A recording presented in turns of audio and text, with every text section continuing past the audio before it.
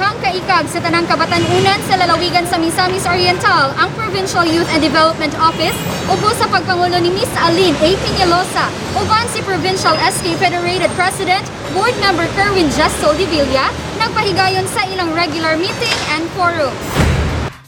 Malampusong nahitabo ang panagtapok kung asa mi sentro kini sa temang Effective Youth Leadership in the Midst of the Pandemic nga gitambungan sa mga SK Federated Presidents and Local Youth Development Officers ning lalawigan ni adtong Nobyembre 26, 2021.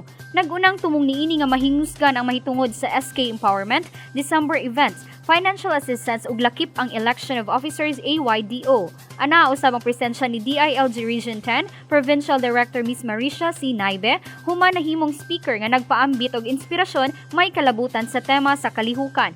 Matud ni ini nga sa kasamtangan nga giatuba nga pandemya, kinahanglan nga magmaligon og batasanon sa tanan ang mga kinaiya nga angayang sulundon. Isip mga ehemplo sa matag lugar kung asa sila nahisakop. Now, iba ka ang paglaon. So, how to be the future paglaon in your respective municipality.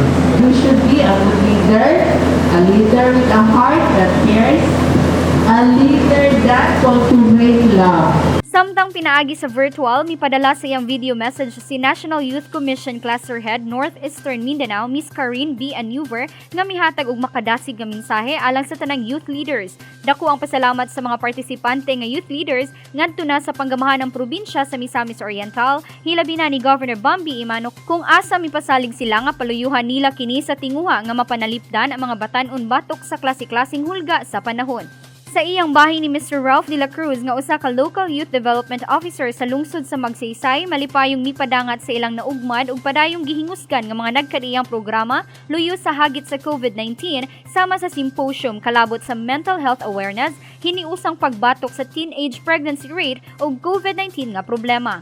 Akong pagpasalamat sa tong Governor Bambi Imano ug ang ato ang Provincial Youth Development Office nga nakakandak sila kini nga activity maskin sa COVID-19 nga nag-exist.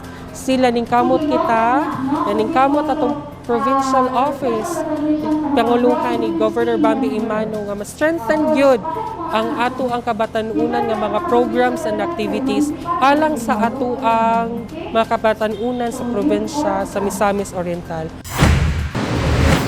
Usa lamang ang mga kabatan-unan sa gitutukan nga mapalambo sa pamunuan ni Governor Bambi.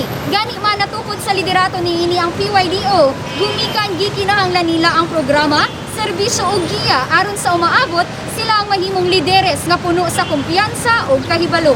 Kauban si Chloe Dalay sa kamera, ako si Lambo Rajian Amor My Guy. Alang sa limpyong matarong nga panggobyerno, padayong Pilipino.